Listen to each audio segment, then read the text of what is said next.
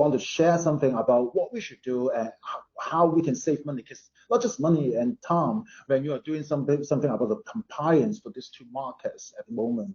But before that, actually, we have. But in the past couple of days, I really want to thank for our partner, Liberland Hong Kong Business Association, for promoting us to all the buyers, not just in Hong Kong, but also our audience in UK and also in Europe, and really thanks for the support for us. In the past few days, we have got a lot of questions that you guys want to talk about with us, but of course we will talk about that later on, and also we will have a Q&A session today. But before that, I want to answer one question: is okay, what is HKTDC.com sourcing? So today I will have a little bit time. I will talk a bit about that on what we are. Actually, HKTDC.com sourcing is a sourcing platform by Hong Kong Trade Development Council. We have been promoting Hong Kong for over 50 years, and okay, but we are the platform. We call it, actually, it's a platform not just for Hong Kong. Actually, it's a platform for all the global buyers. As long as you want to connect with quality suppliers, you can just get to us. You can just talk to us. Here you see, actually, the platform, the council itself actually is a government, is a statutory body of Hong Kong government, of Hong Kong Special Administrative Region government, and we have our platform since 2000 years. And we have actually what we are doing is like we know that sometimes, especially for now, we may not able to travel around for the fairs, and that's why we are the platform connecting the buyers and suppliers across the world. As long as you have any sourcing need, you can just come to our platform to look for the product and the suppliers that you want to get and you want to engage with. And our website was revamped in October 2020, and we got quite a good result in the past 2 years, with a lot of visits and inquiries have been made to our platform.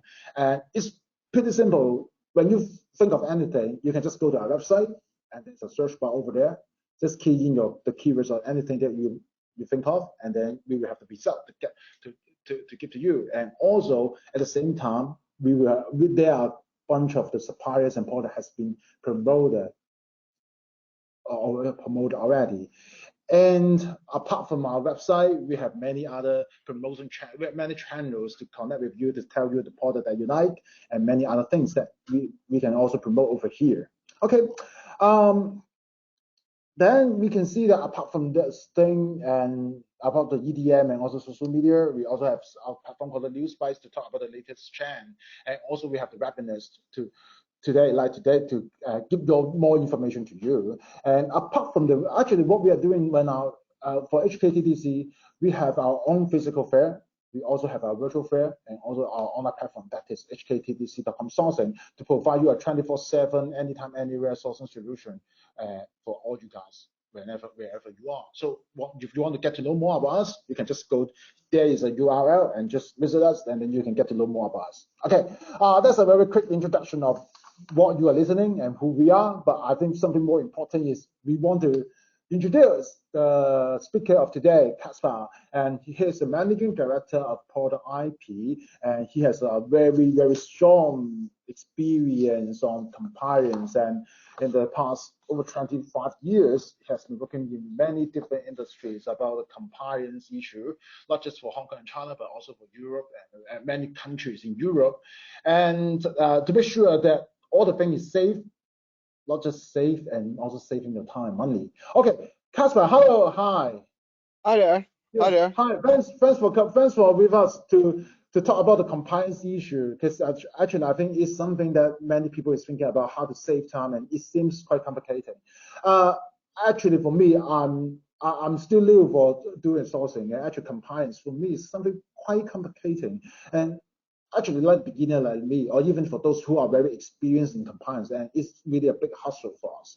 So what we should do for the first step, if we want to start a compliance for our products, because when previously we would just do something very locally, but now we know that we have to extend our radar to more markets, and Europe and UK will be a market that many people want to engage in. But what's the first thing that we want to do when we want to do our compliance on trading business over there?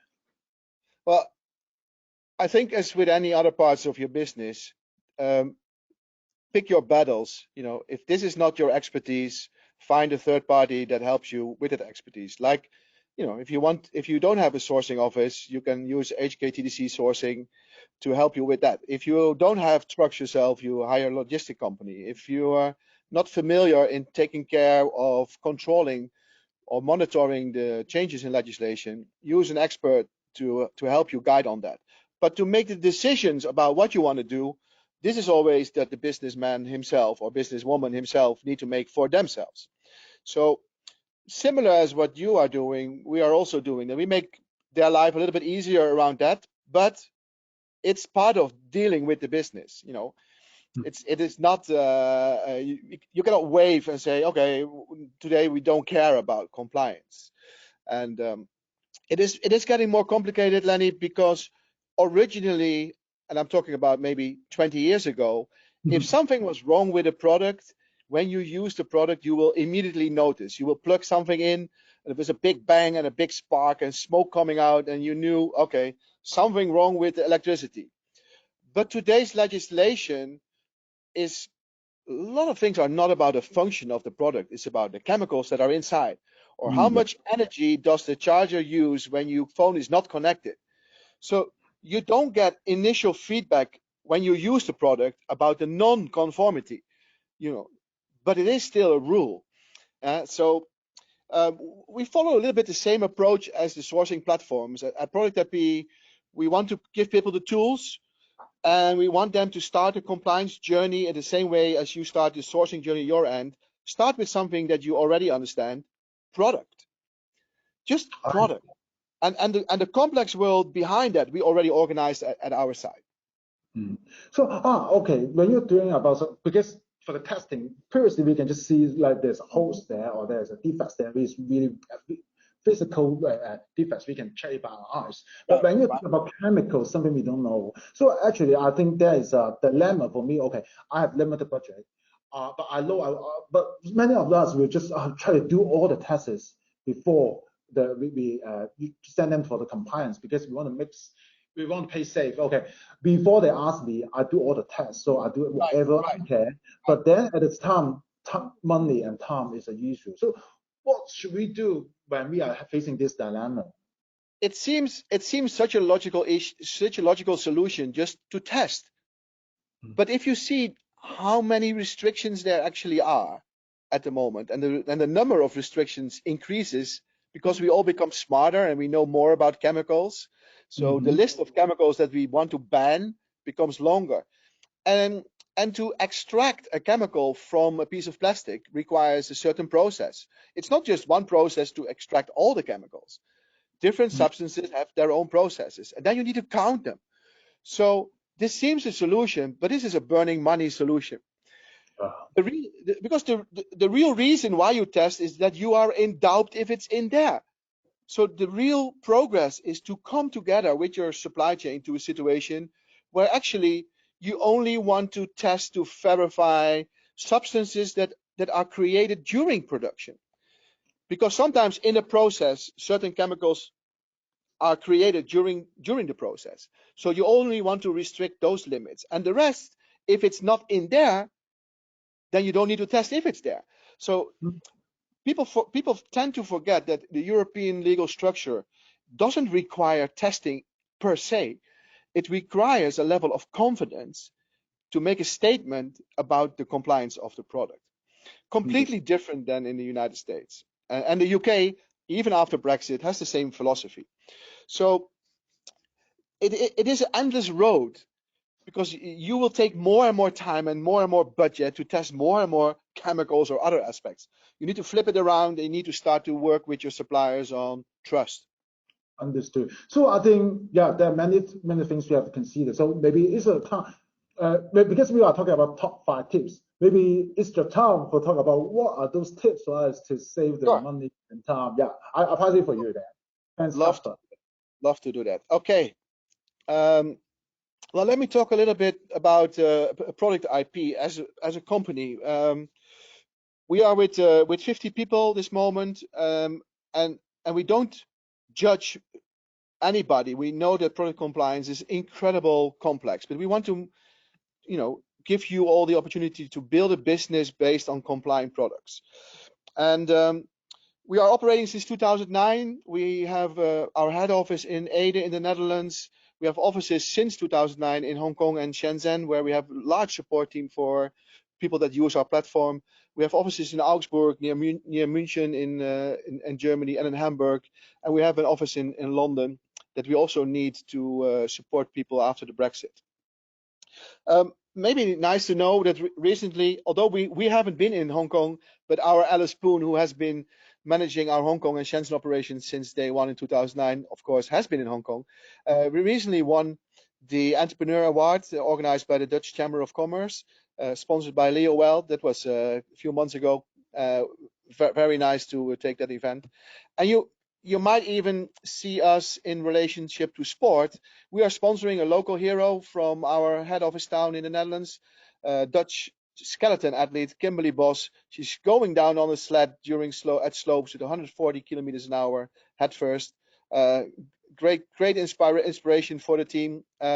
European champion, World Cup winner of this season, and she'll be competing in the coming Winter Games. So if you want to follow her and give her a cheer up, then see the Instagram link related to that. So the tips and tricks that we have is all about saving money and time, which is always relevant. However, we have to understand that dealing with product compliance is part of doing business. So where we see that many companies, they make very conscious decisions about changing things in their environment when they do business. You know, they look at the range of products, they look at the design of products and the materials of products, and these all influence cost. And based on that, they might make a decision to continue a certain range or step into a range of products. But what we see is that they forget that product compliance is also part of the decision. Yeah?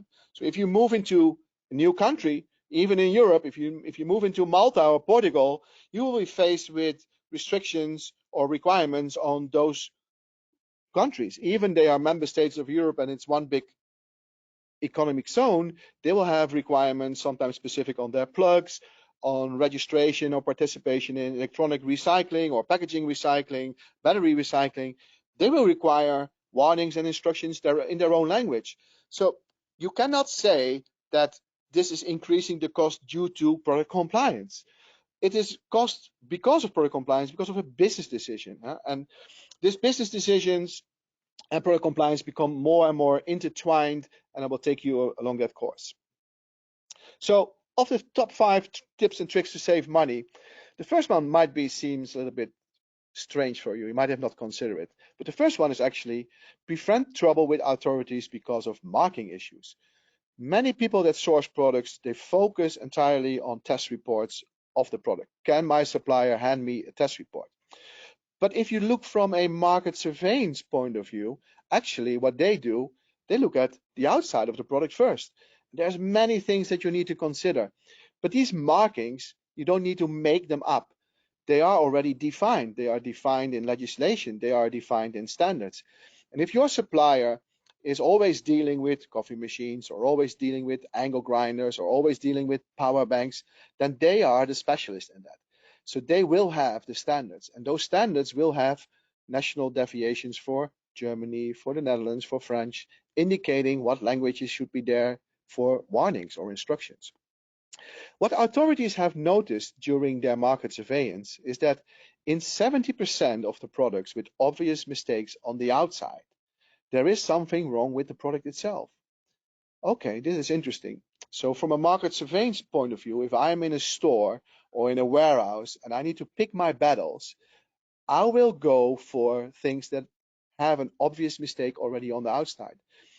And if you would start to focus on that, start to focus on making no mistakes on markings, no mistake in labeling, no mistakes on the product packaging and in the manual, you prevent that your brand actually becomes low-hanging fruit for market surveillance authorities.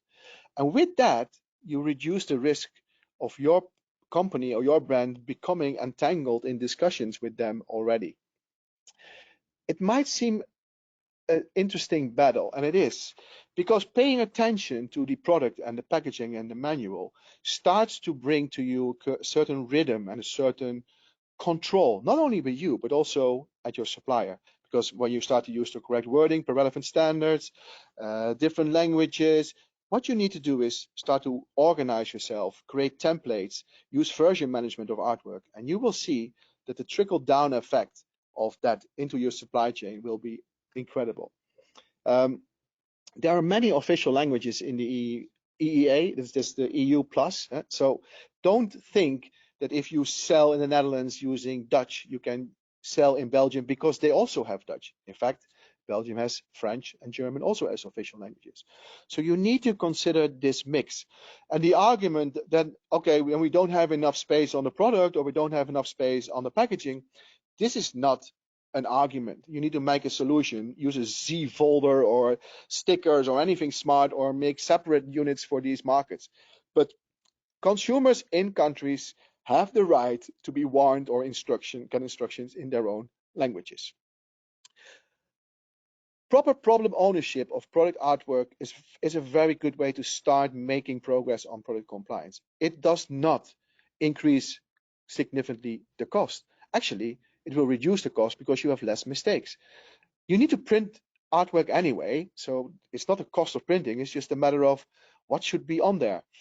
And if you're always in a certain product group, you might have your template verified using our label check service and get your templates right, and then progress on with these using the same template for other products in the same range.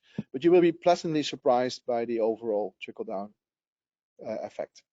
Yeah, because it forces people in the supply chain and in your own team to get organized. Tip 2. Stop wasting time and money on unnecessary testing. Well, Lenny already introduced that. Testing everything for everything. It seems so easy. Substances of very high concern under the REACH legislation. They just added 4 more. We are way over 200 substances on that. You really want to test each part of each product, each shipment again and again.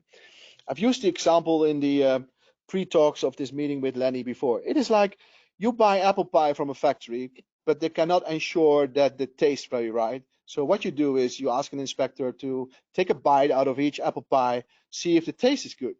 Well, that leaves you with apple pies that you cannot sell unless you make this bite out of your apple pie a feature. You need to have a supplier that tells you, you can test any apple pie, but I'm controlling sugar levels, I'm controlling oven temperatures, I'm controlling all the ingredients that I'm using, and they are consistent. They are consistent. They taste good, and some even taste better. And that is the way forward, because the more we start to know about, for example, substances, the more you would need to test. So this test everything for everything is really not a way out. There are simply too many substances that are restricted. Each chemical will require their own process to be extracted from a part. Then you must count these parts. So this takes time. Sample preparations, you don't have that time. Too time consuming, too costly. And it is a common mistake. The EU legislation does not require testing per se.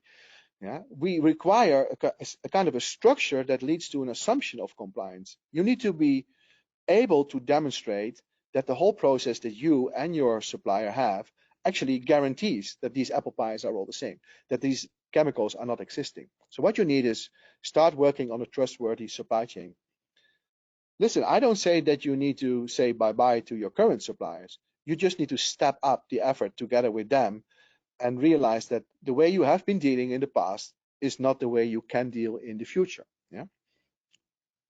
Sometimes the argument that we have is, but our supplier doesn't know what substances they use. Well, this is, of course, just in plain English, this is a BS argument. I've worked at factories. How can you calculate cost if you're not sure what is in there? How can you adjust your processes or your machines if you're not sure what is in there? What do they buy their vendors that supply them part? Do they buy illegal chemicals? Are you not aware that globally, when you supply substances, this is also raw material plastics or colorants. If you supply substances business to business, that they always have to be accompanied with a safety data sheet. What is on that safety data sheet? Ingredients. This is not about factories giving away complete recipes, but at least I want to know what is in there, okay? And what is in there, if it's not if it's something in there what is not supposed to be in there, then we don't need to test. We need to change the formula, right? And there's one interesting way. Chemicals is actually the cross point where product compliance and social compliance meet. Many of you, larger companies as well, or maybe not you, but your large company that you support in the European market or the UK market as your customer, they will require the whole supply chain to be social compliant. So you will participate in social compliance schemes like Amfori BCI or arrange any SA 8000. That's a standard for social compliant based audit. One of the questions in that audit is, does the factory have a safe storage room for substances? And at that room are SDS present. Why is that? Well, you should not, have loose chemicals around somewhere at your factory. That's the risk. And if you don't know, if you have no safety data sheet on the chemicals, the factory would have no idea how to protect their workers when using these chemicals. Do I need proper ventilation? Do I need to wear gloves? How do I need to take care of these chemicals after production? Do you throw it in the bin or need to be certain chemical recycling? Something like that. So part of the social compliance audit should tick 2 boxes green: safe storage room for substances, and SDS should be present. So if this is the case, then the question on product compliance comes: what is in there? What are you using? And when they say, I don't know, this is a mismatch. How can it be positive at the social compliance and negative at the product compliance? In this kind of case, your power is to escalate around the social compliance agenda. A factory getting a lesser score on social compliance will have trouble with all their customers.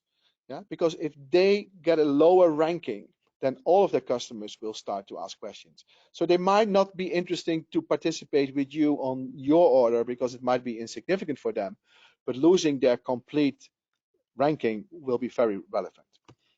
So you can also use this argument as saying, hey, I have a social audit report from you. Thank you very much.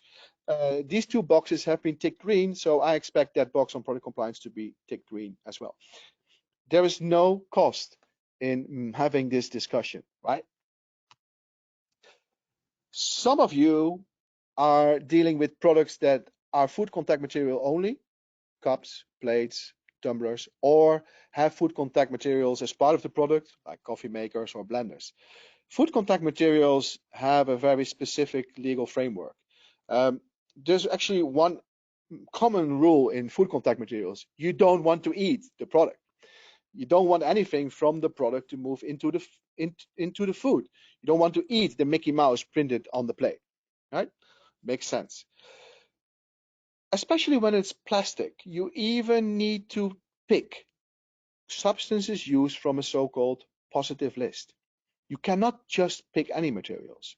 You must choose from the positive list. So suppose you have a product that has food contact material aspects. How can a supplier say, I'm not sure what's in there, when they have to choose plastic materials from a positive list? This list is public, it's available, the link is there. There's even one more thing. Anybody involved in production of food contact materials and placing them on the market must have a quality system that is so-called good manufacturing practice, which means that at any stage you can look one step back, where is this coming from, and one step further, where is it going to? So there must be control and traceability. If a factory doesn't have good manufacturing practice and make food contact materials, you should start working on upgrading it. When they do have good manufacturing practice certification, it will list certain products that are covered under that certification, like plastic plates, plastic cups, or stainless steel pans, or cutlery. If they have covered that, which they should have, there's no use or need to test these products at the end, because they will be able to prove what goes in there. And if everything that is in there is on a positive list, and they will have a quality system that is certified, they can, again, like with the apple pie, guarantee that they're all great. So you can do some random spot checks, but this is just as an add-on, and most likely they will all be okay. It should be clear upfront, food contact materials. Then, in our requirement list, where people always complain that it is very long, and we just say, shouldn't be surprised that it's very long if you haven't seen it before. It's just very comprehensive. Many people forget one thing on the chemical side. These are POPs, persistent organic pollutants. I put this plan there because it's persistent organic pollutants means that they will be in nature for a very, very long time. I'm talking 50,000 to 100,000 years. Yeah. So the half time of these chemicals is unbelievable long. The first of the POPs, which is a whole group of chemicals, actually been regulated already in 1978. So if nobody has been asking for it, then obviously they all have been lying under a rock. In fact, if you would test your blood, really, you will find POPs in your blood. They've been there since you've been born already, okay, since your birth. We have made a special compliance clip on that. The link is there, which gives you more idea on POPs, where to look for, and how to test them. Because the group of POPs is large, but certain POPs are related to certain aspects of products or certain products. So you can, again, very wisely limit these checks. Yep. And there's recalls on POPs, of course. You know, also electronics recalls of POPs. If a POP is detected in a product, you have a recall. This is not sales stop. You will have a recall, definitely. Yeah. If this is detected when the goods are at customs, you basically are confronted with confiscating of all the goods at customs, and they are all chemical waste. This is not normal recycling. Yeah. I know that some of these POPs, they can be tested for $30, $35. So are you willing to risk anything for $35? I guess not. So stop wasting time and money on testing. Get your suppliers and yourself, get yourself organized. Ensure that there's proper information, that information is detailed. They should be demonstrating that they are in control. There's no cost in being a controlled organization. There is cost in chaos, especially risk in chaos. And the risk and the related expenses are for you, not for the factory. They will be gone, okay? Some people say, yeah, but we use testing and random sampling. But how can you use random sampling if it's chaos? You cannot. You can only use random sampling as a method for additional checks when it's structured. Yeah. Don't apply statistics on chaos. Top 3, ask the right questions in the right state of sourcing. Very relevant, related to the discussion that we just had before. Where should I start? It's very complex, you know. There's only a few people busy with QA, QC. There's a long supply chain. There's many things to check for. And how do I prevent this is hurting my business? Okay, you need to understand that for compliance, there are 2 aspects important: the design and the production. Yeah? So you cannot just focus on the design. You also need to look at mass production. However, at the sourcing stage, you will focus on the design capabilities of the factory. There are so many regulations, and each of the regulations have essential requirements. Essential requirements could be: do not waste energy, eco-design, or prevent children to be harmed by the product, Toys Directive. Electrical safety, don't get injured from electrical shock, Low Voltage Directive. So all of them have essential requirements. ProductIP has taken care of that whole essential requirement mumble jumble and organized that into a database that starts with something that's called product. And I'll show you later. A good design, and you can prove that with a type test, shows that the design is able to take care of the essential requirements. The next step is, are they making the product as the approved design, right? So, and are you not introducing new risk during mass production? We have made a process, but we didn't invent the process. The process in the European market is to look at what essential requirements are related to the product, make a selection of the legislation, look at the standards that are behind, verify the design, control the quality of mass production. This process is not what we invented. It's just a way to do a self-assessment leading to an assumption of conformity. We have just automated it. Yeah? So we didn't make this legislation. We just make software as a service that helps you in that whole process. So the moment you have an opportunity about something, start, same as with sourcing at HKTDC, start with what you do know, product. You know, baby feeding bottle, t-shirt, table, Qi charger. It's all in our database. And from that database, you generate a requirement checklist. You can share that requirement checklist via the web with your supplier. They can upload evidence against that requirement list, and we have a tool called Match It that helps you to review the relevancy of that information. If it's not complete, you assign new tasks and collect more information, and when it's complete, you sign it off and you start into production, and you use inspections and audits to verify the production. And at the same time, on the backside, we continue to monitor that requirement list because things are changing. We just looked at one of our customers' account to see what kind of changes we know already will occur in the next 12 months. Close to 400 legal changes in his account. You don't need to worry about that. We will have a traffic light on each file indicating if it's still relevant for a future shipment, or that you need to clone it, update the Q&A, get a new requirement list, and continue the whole process. So it's ongoing business. And in this product requirement list, we have made product requirements categories.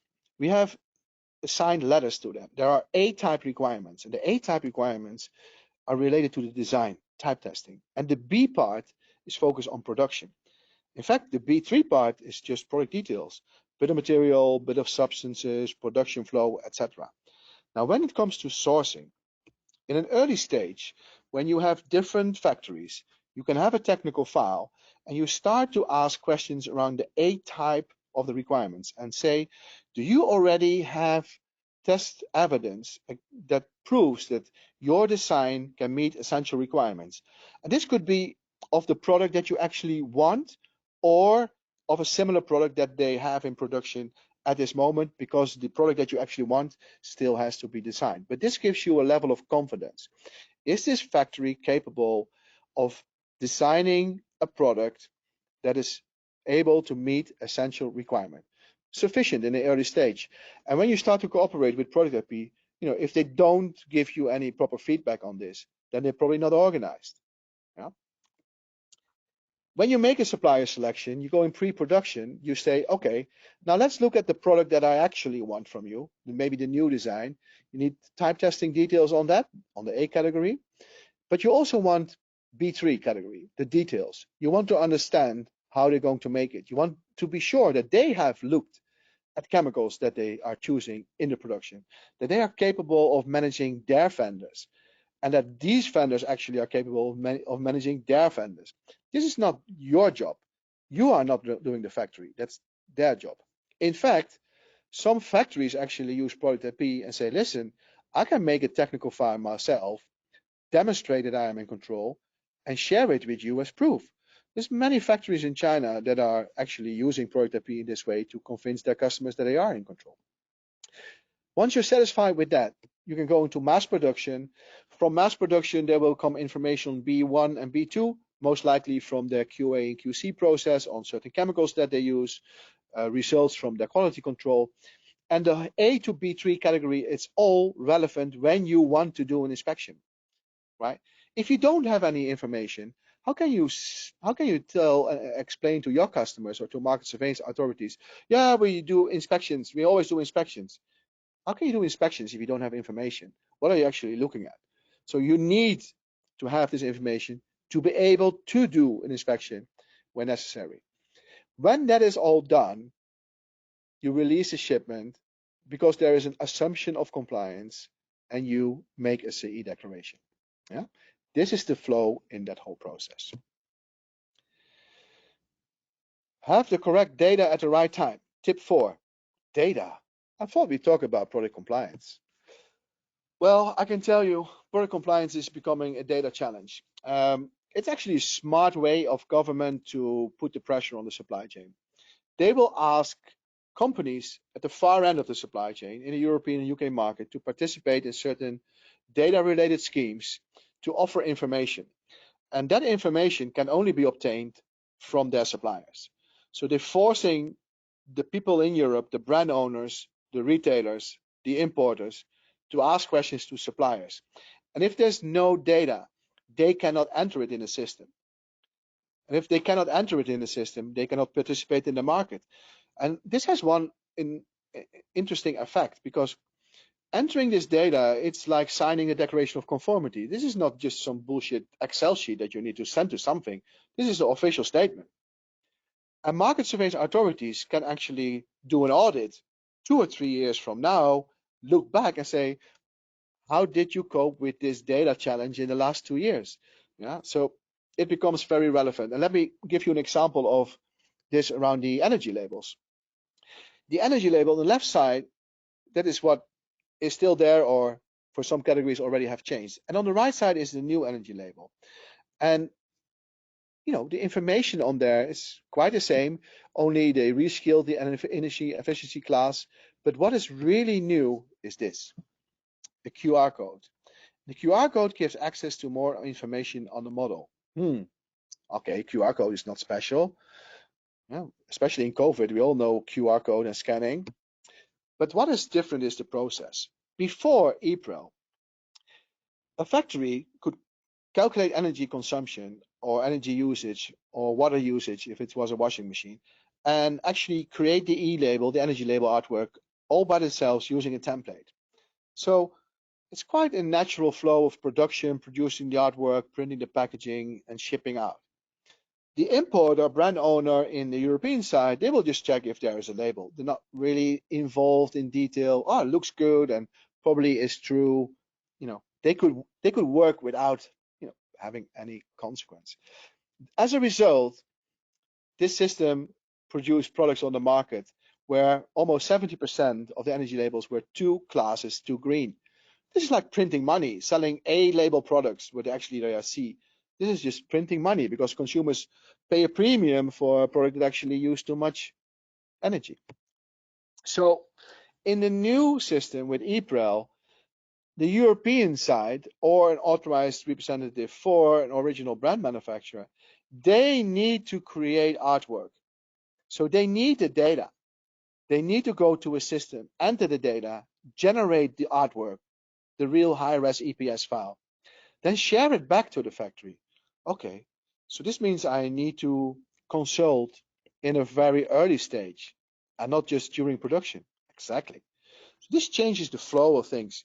Imagine that you have produced everything and then, oh, where's the artwork for this? Yeah, we still need to go to EPREL and you need to send me the data. Yeah, I don't have the data. Okay, no business. No data, no business.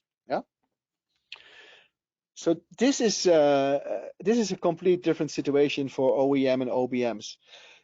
You need to get somebody involved in dealing with that, and that dealing with that, entering that data, is really a legal check a box.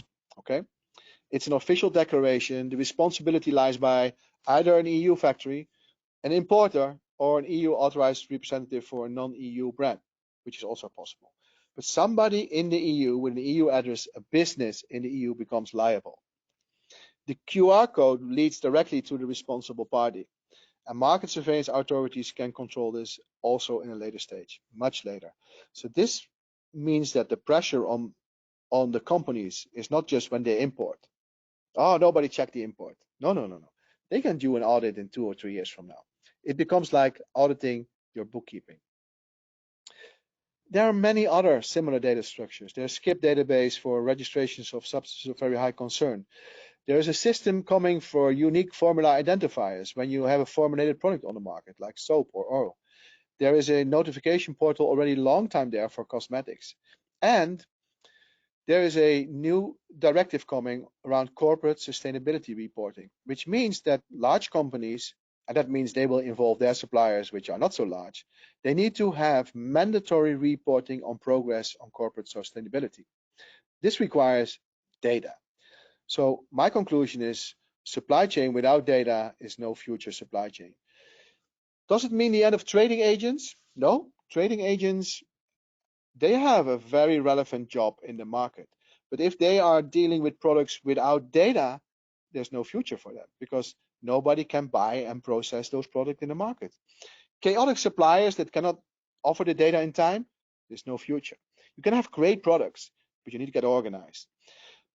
Remember, you can say, yeah, this corporate social directive, blah, blah, blah, is 2024 for the large customers. not going to influence my business today. Really?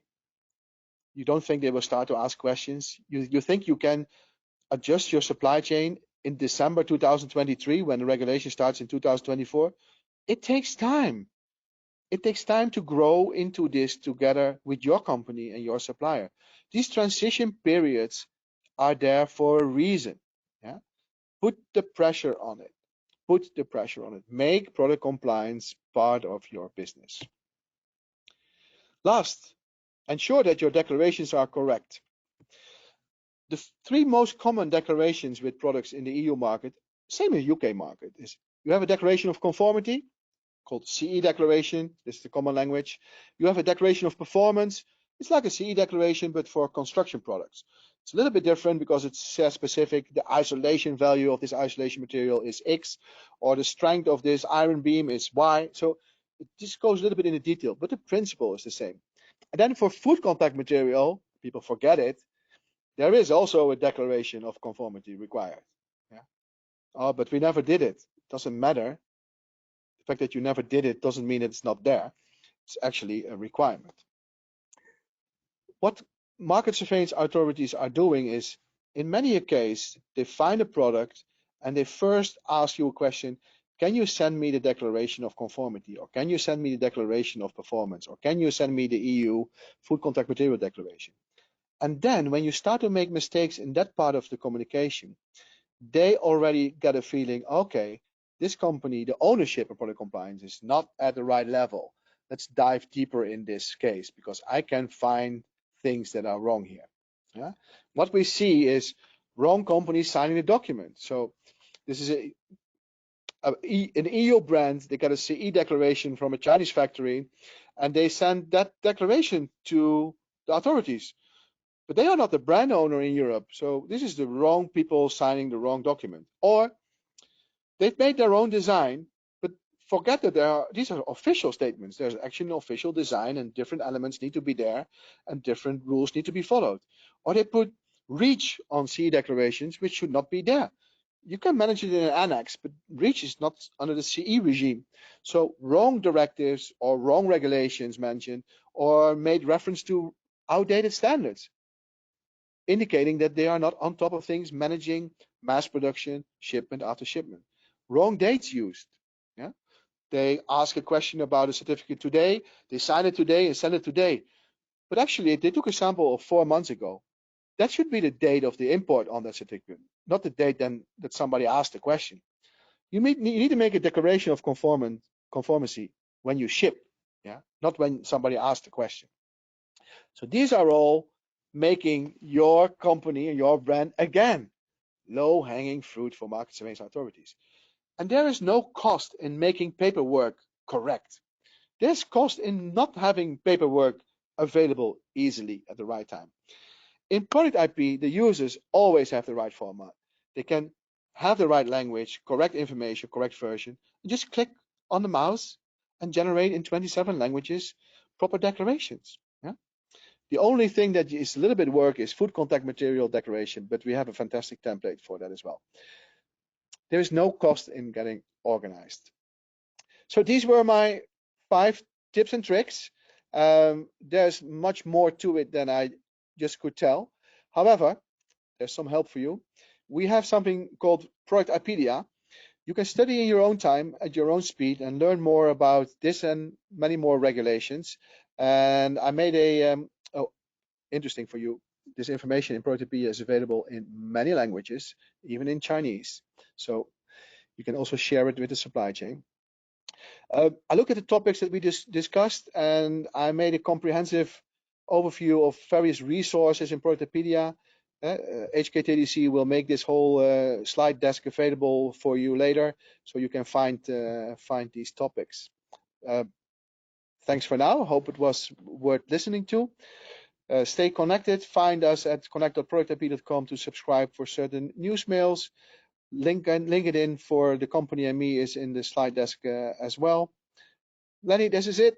This is back to you. Thank you, Casper. Thanks a lot. It's really comprehensive and 5 tips, and actually covers most of the questions that I think when we are doing compliance, like the template, the data, the trustworthy suppliers. I think that's the things that's really important for us. So I got some question on my hand, so I take this time to ask them. Okay. The first question I think is about template, because I heard when you're talking about templates, then this question coming up. We know that there's a lot of like the certificate of conformity and the declaration of conformity, and actually sometimes even for the CE conformity logo. Right. We know actually that are there any templates, or where can we find the templates of that kind of for the sort of conformity or other declaration compliance documents? Can we find any templates for that? Sure, you can find the templates, of course, on the EU websites, but then you just have the template, and you still need to generate for each product or product category the right information on the template. So the template is like if you have a letter, put your logo here and put the signature there. But what should be in the text? The proper text should be the reference to the relevant standards and directives and regulations for that product in time. So the template is there, but the information is dynamic, and that requires a lot of change. And we see small businesses start to deal with this in the beginning and using Word and Excel to cover this, which is great to, in a startup phase, get the hang of it. But actually, if you see that this is part of the whole ProductIP technical file already, and you just can generate the right template, and even we offer QR code sharing capabilities on products, it is, it's a no-brainer. You cannot search via Google and monitor all this legislation that we actually are doing for 24,000 users already. Yeah. So it is like, you can ask me, Casper, is there a template for a truck? Yeah, but why would you drive a truck? There is truck drivers already. You don't need to get a driver license. Just call a logistic company to move goods from A to B. This becomes such a particular niche of knowledge that you just use expertise. Yeah. Even large companies acknowledge this. They want to focus on the information that we offer them to make business decisions. Okay, understood. So rather than having a template, I think it's more important is to maybe firstly we have to understand how to do that, or actually we find a third party like what you're saying for the logistic. When we can handle it, we should find someone professional to do for us rather than just copying something from Google. I know somebody. Like what you say, in time and correct is something really important for us. Okay. There's another question. That's why I understand. There's an EU manufacturer. It said that are there any necessary information to be included in the packaging when the product is being manufactured by the EU manufacturer? And it said that do they need to have a legal seat in UK, or we can just show the financial registration like the VAT number is enough? Or actually, that's what they are asking. I think what they're saying is like when I are doing something like, are there any necessary information on the packaging when we sell something to UK, and when this manufacturer is in EU? What things that have to...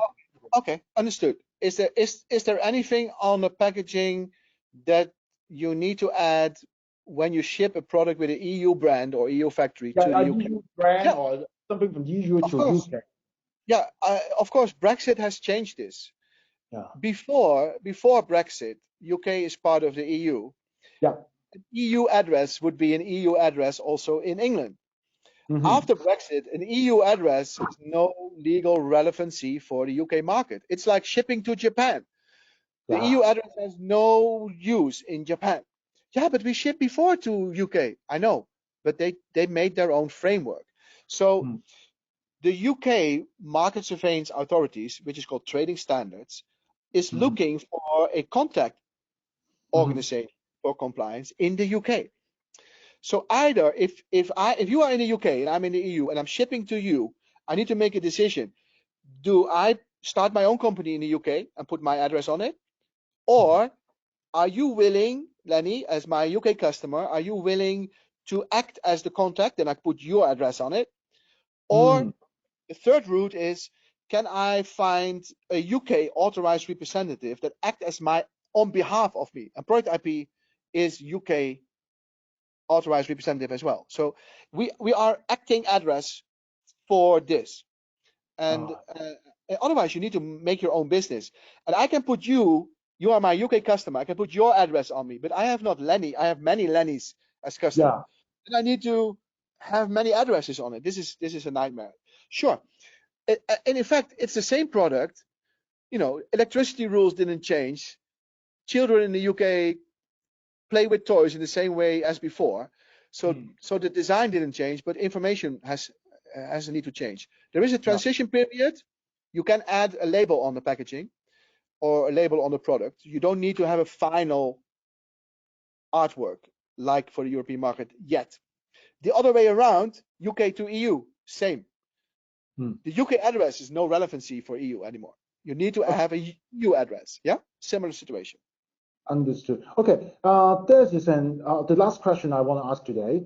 How has the Brexit and COVID affect the supply chain for goods made in UK?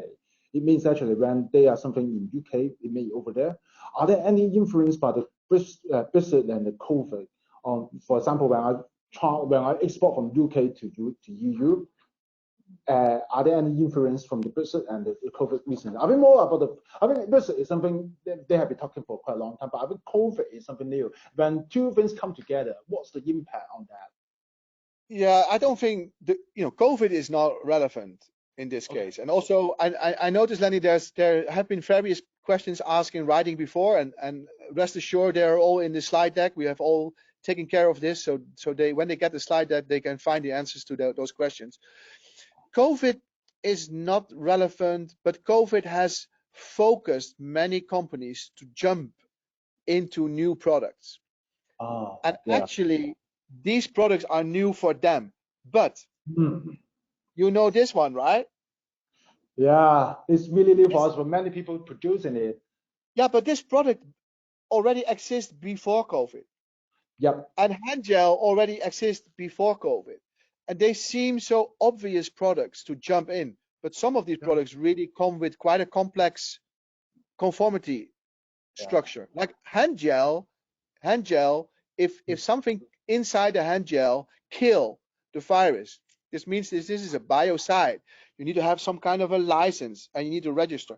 The only thing that has changed with COVID-related products is the urgency was so high in the market that some of the governments have created a special route to get a quick permission to put the product on the market.